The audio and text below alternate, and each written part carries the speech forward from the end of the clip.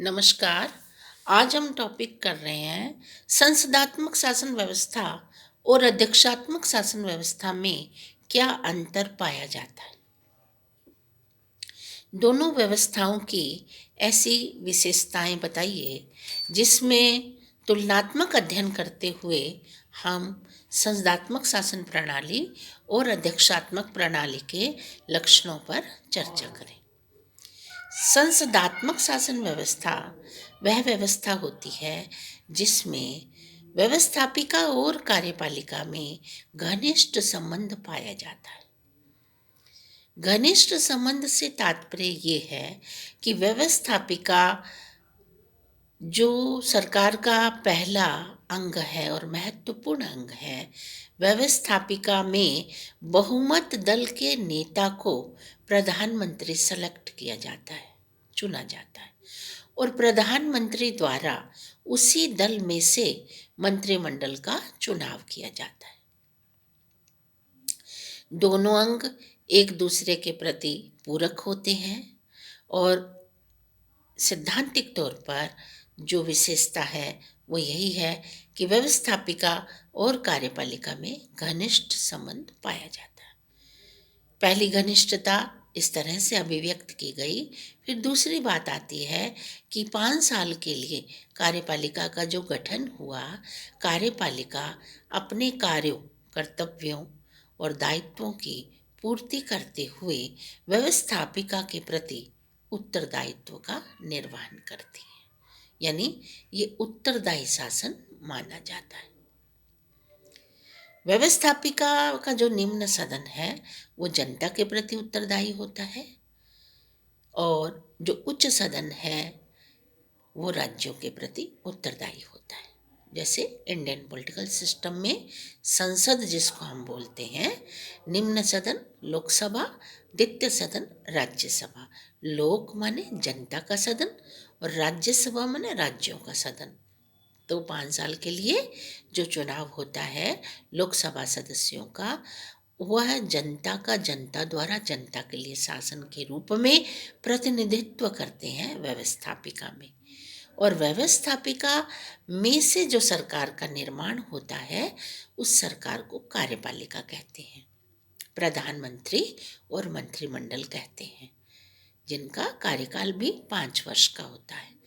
इस पीरियड में, इस मतलब कार्यकाल में सरकार जो है वो व्यवस्थापिका के प्रति उत्तरदायी रहती है। इसमें संसदात्मक शासन प्रणाली की दूसरी बात ये आती है सामने कि इसमें कार्यपालिका का कार्यकाल अनिश्चित होता है। अनिश्चित का मतलब ये है कि कार्यपालिका व्यवस्थापिका के भरोसे पर, विश्वास पर, बहुमत पर टिकी होती है।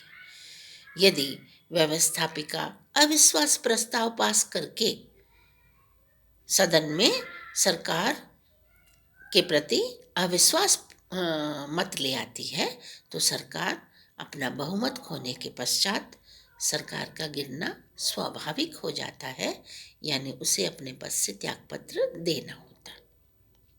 इसीलिए कार्यपालिका के कार्यकाल को अनिश्चित कहा जाता है। और भी पॉइंट है, और भी पहलू हैं जिनके माध्यम से व्यवस्थापिका समय समय पर कार्यपालिका को कंट्रोल करती है, नियंत्रित करती है।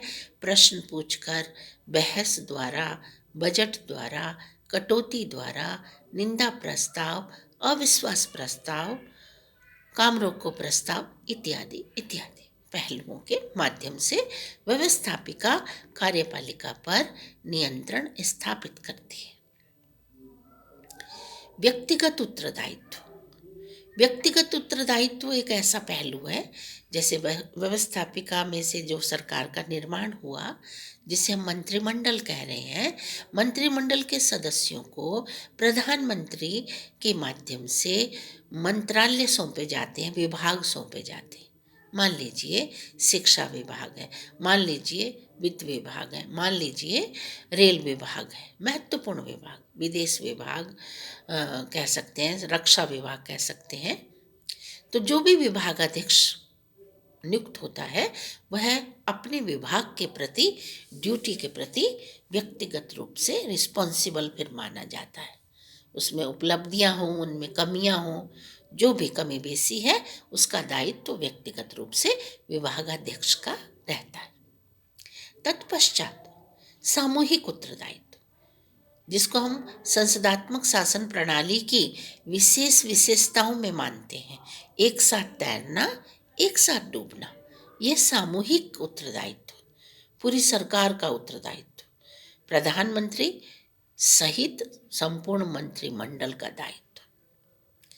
सामूहिक रूप से यदि सरकार ने भरोसा खो दिया तो प्रधानमंत्री के त्यागपत्र के साथ साथ संपूर्ण मंत्रिमंडल को भी त्यागपत्र देना पड़ता है, यानी पूरी सरकार रिस्पॉन्सिबल मानी जाती है।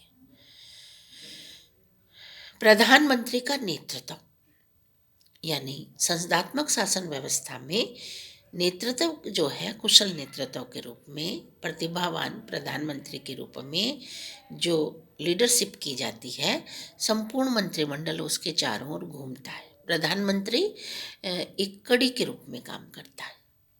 राज्यों में मुख्यमंत्री एक कड़ी के रूप में काम करता है, नेतृत्व करता है, लीडरशिप करता है और उसके माध्यम से संपूर्ण मंत्रिमंडल का संचालन होता है, यानी संपूर्ण सरकार का संचालन होता है। दिशा निर्देश देने हैं, नीतियाँ प्रतिपादित करवानी हैं, लोक कल्याणकारी योजनाओं के प्रोजेक्ट चुनाव घोषणा के अकॉर्डिंग पूरे करने हैं। सब काम राज्य सरकारों के माध्यम से भी होते हैं, केंद्र सरकार के माध्यम से भी होते हैं। तो हम पढ़ रहे थे संसदात्मक शासन प्रणाली में दो तरह की कार्यपालिका। दो तरह की कार्यपालिका का मतलब है, व्यवस्थापिका तो द्विसदनात्मक है, इंडियन पॉलिटिकल सिस्टम के अकॉर्डिंग पढ़ रहे हैं, और कार्यपालिका भी दो तरह की है। अन्य देशों में अलग अलग व्यवस्थाएं हैं। तो दो तरह की कार्यपालिका में नाम मात्र की कार्यपालिका और वास्तविक कार्यपालिका। नाम मात्र की कार्यपालिका जिसके नाम से सभी काम संपन्न होते हैं, जैसे भारत में राष्ट्रपति के माध्यम से, और वास्तविक कार्यपालिका मंत्रिमंडल और प्रधानमंत्री के माध्यम से। नाम मात्र का मतलब है जिसके नाम से सभी काम संपन्न हो, वो राष्ट्र का प्रमुख हो। जैसे संविधान में सर्वोच्च पद पर राष्ट्रपति को रखा गया। वास्तविक कार्यपालिका जो वास्तव में शक्तियों का प्रयोग करती है, वास्तव में निर्णायक भूमिका अदा करती है, प्रधानमंत्री और मंत्रिमंडल। तो अगर हम अलग अलग देशों की कार्यपालिका की चर्चा करें तो फिर आती है बात, जैसे ब्रिटेन में दो तरह की कार्यपालिका है, नाम मात्र की सम्राट है और वास्तविक कार्यपालिका प्रधानमंत्री मंत्रिमंडल है। अमेरिका की कार्यपालिका की बात करें तो वास्तविक ही कार्यपालिका है एक ही तरह की, जहाँ राष्ट्रपति जिसको नेतृत्व करता है। देशों की, जैसे स्विट्जरलैंड की कार्यपालिका की बात करें, बहुल कार्यपालिका है, 7 सदस्यों वाली कार्यपालिका है। तो अलग अलग देशों की अलग अलग व्यवस्थाएं हैं, सिस्टम अलग अलग है।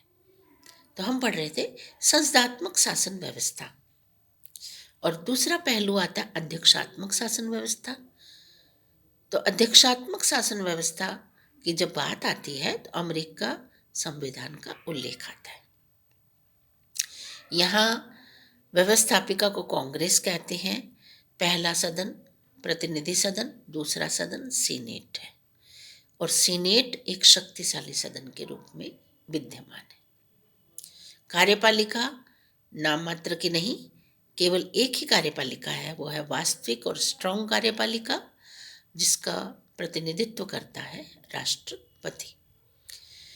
तो अध्यक्षात्मक शासन व्यवस्था में व्यवस्थापिका और कार्यपालिका में घनिष्ठ संबंध नहीं पाया जाता, यानी व्यवस्थापिका में से कार्यपालिका का चुनाव नहीं होता, निर्वाचक मंडल द्वारा कार्यपालिका का चुनाव होता है, यानी राष्ट्रपति का चुनाव होता है, जैसा कि अभी हाल ही में अमेरिका में राष्ट्रपति के चुनाव संपन्न हुए हैं। वास्तविक कार्यपालिका अध्यक्ष राष्ट्रपति है। अनुच्छेद यहाँ संक्षिप्त संविधान है, 7 अनुच्छेद, जिसमें पहले अनुच्छेद में स्पष्ट रूप से अनुच्छेद 1 के खंड 1 में समस्त व्यवस्थापन कार्य कांग्रेस में निहित है, यानी व्यवस्थापिका में निहित है। अनुच्छेद 2 के खंड 1 में समस्त कार्यपालिका शक्तियां राष्ट्रपति में निहित हैं। अनुच्छेद 3 के खंड 1 में समस्त न्यायिक कार्यपालिका सर्वोच्च न्यायालय और उसके अधीनस्थ न्यायालयों में निहित है। ये कार्यपालिका से संबंधित बात अपन कर रहे थे और अध्यक्षात्मक शासन व्यवस्था से संबंधित बात अपन कर रहे हैं, तो यहाँ घनिष्ठ संबंध नहीं पाया जाता। कार्यपालिका का कार्यकाल सुनिश्चित है, यानी 4 वर्ष का कार्यकाल है। हर लीप ईयर में चुनाव होते हैं और चुनाव की जो प्रक्रिया है वो राष्ट्रपति के चुनाव में अप्रत्यक्ष निर्वाचक मंडल रूप के द्वारा राष्ट्रपति का चुनाव, और दूसरी बात आती है कि राष्ट्रपति अंतर्राष्ट्रीय संगठनों को भी रिप्रेजेंट करता है। अंतर्राष्ट्रीय संगठनों को रिप्रेजेंट करने के साथ साथ हम ये भी पढ़ते हैं कि अध्यक्षात्मक शासन व्यवस्था में जो है वो न्यायपालिका स्वतंत्र, सर्वोच्च और निर्णायक है। संस्थात्मक में भी है, लेकिन यहाँ भी सर्वोच्च न्यायपालिका है, निर्णायक न्यायपालिका है। न्यायिक पुनरावलोकन का उसको अधिकार है। व्यवस्थापिका का जो कार्य है वो प्रतिनिधि सदन 2 वर्ष के लिए, सीनेट 6 वर्ष के लिए, पूर्णतः वो विघटित नहीं होती। एक सेलेक्टेड टीम के रूप में सीनेट कार्य करता है। राष्ट्रपति नियुक्तियां, संधियां, समझौते इत्यादि कार्यों में 2/3 बहुमत सीनेट से अनुसमर्थन प्राप्त करता है। बिल्कुल डिफरेंट टाइप ऑफ प्रोसेस, यानी संसदात्मक प्रणाली की प्रोसेस अलग है, अध्यक्षात्मक शासन प्रणाली की प्रोसेस अलग है। कार्यपालिका का कार्यकाल सुनिश्चित हो गया, राष्ट्रपति का नेतृत्व हो गया। व्यवस्थापिका कार्यपालिका में घनिष्ठ संबंध नहीं है। यह शक्ति पृथक्करण सिद्धांत पाया जाता है, जैसा मैं अभी बता रही थी। अनुच्छेद 1 के खंड 1 में व्यवस्थापन शक्ति कांग्रेस में, अनुच्छेद 2 के खंड 1 में कार्यपालिका शक्ति राष्ट्रपति के पास, अनुच्छेद 3 के खंड 1 में न्यायिक शक्तियां न्यायपालिका और सर्वोच्च न्यायालय और अधीनस्थ न्यायालयों के पास। अब अमेरिकन संविधान निर्माता इस बात से भली भांति परिचित थे कि शासनांगों को यदि हम बिल्कुल स्वतंत्र छोड़ देंगे तो कहीं वो निरंकुश ना हो जाए। वो मॉन्टेस्क्यू के शक्ति पृथक्करण सिद्धांत से प्रभावित जरूर थे, लेकिन इस बात से भी भली भांति परिचित थे कि कहीं शासनांग बहुत ज़्यादा निरंकुश ना हो जाए, तो अवरोध और संतुलन के सिद्धांत को अडॉप्ट किया गया, अपनाया गया कि शासनांग अलग अलग होते हुए भी एक दूसरे पर नियंत्रण रखे, संतुलित रहे, जुड़े रहें, मिलजुल कर काम करें, और मिलजुल कर काम करने से ही एक लक्ष्य की प्राप्ति हो सकती है, व्यवस्थाओं में सुधार हो सकता है, शासन व्यवस्था का सफल संचालन हो सकता है। तो कंपैरिजन स्टडी में हमने क्या देखा कि संसदात्मक शासन प्रणाली जैसा कि भारत में, ब्रिटेन में पाई जाती है, और अध्यक्षात्मक शासन प्रणाली जैसा कि अमेरिकन शासन व्यवस्था में, दोनों में जब हम तुलनात्मक अध्ययन करते हैं तो जो कार्यपालिका है, संसदात्मक शासन व्यवस्थाओं में घनिष्ठ संबंध और 2 तरह की कार्यपालिका पढ़ रहे हैं, अध्यक्षात्मक शासन व्यवस्था में 1 तरह की कार्यपालिका पढ़ रहे हैं। संविधान दोनों ही जगह पर सर्वोच्च है, लेकिन भौगोलिक स्थिति कह दें या एक्सपीरियंस पहले से संसदात्मक शासन व्यवस्था का रहा है इंडियन पॉलिटिकल सिस्टम पर, उसको ध्यान में रखते हुए संविधान निर्माताओं ने संसदात्मक शासन प्रणाली को ज़्यादा उचित समझा और ये व्यवस्थाएं की। कोई भी सिद्धांत, कोई भी कार्यक्रम, किसी भी तरह की नीतियाँ जो समय परिस्थिति तत्कालीन परिस्थिति को ध्यान में रखकर बनाई जाती हैं, धीरे धीरे जब परिस्थितियों में बदलाव आता है तो कहीं उसमें विशेषताएं तो कहीं उनमें कुछ कमियां दिखाई देती हैं। लेकिन संविधान संशोधन की जो प्रक्रियाएं हैं उसके माध्यम से समय और परिस्थिति के अनुरूप नियम अधिनियम भी बना लिए जाते हैं ताकि अधिकाधिक मात्रा में लोगों का कल्याण हो सके। यही लोकतांत्रिक व्यवस्था है। इंडियन पॉलिटिकल सिस्टम, भारत सबसे बड़ा लोकतांत्रिक देश है। यहाँ नागरिकों को मौलिक अधिकार, नीति निर्देशक तत्व के साथ साथ मौलिक कर्तव्यों को भी निर्वहन करने के लिए मर्यादित किया जाता है ताकि व्यवस्थाएं बनी रहें और सभी का सहयोग और सामंजस्य लेकर सरकार और जनता के बीच एक सकारात्मक कार्यों को गति देने का कार्य चलता रहे। नमस्कार।